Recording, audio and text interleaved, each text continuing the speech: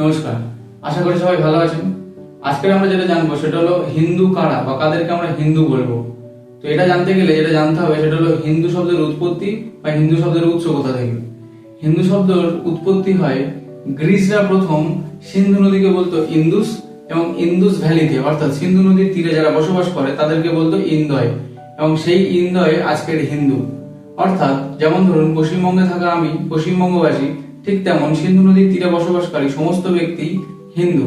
অর্থাৎ হিন্দু শব্দটির ব্যবহার কোনো একটি নির্দিষ্ট ধর্মকে বোঝাতে নয়, একটা নির্দিষ্ট জায়গায় বসবাসকারী একটা জনগোষ্ঠীকে বোঝাতে ব্যবহার করা হয়েছিল প্রথম।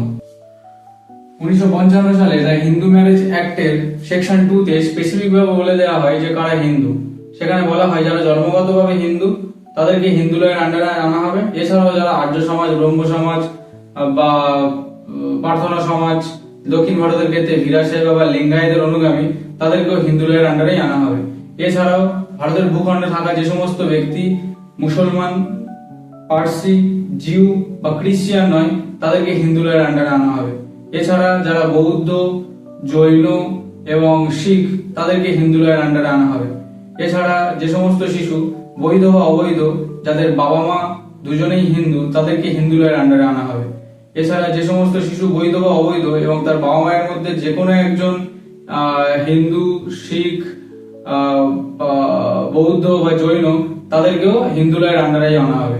এছাড়াও যদি কোনো ব্যক্তি হিন্দুতে কনভার্ট বা রিকনভার্ট হয় তাহলে তাকেও হিন্দু লয়ের আন্ডারেই আনা হবে। আশা করি বোঝাতে পারলাম যে কাদেরকে আমরা হিন্দু বলবো।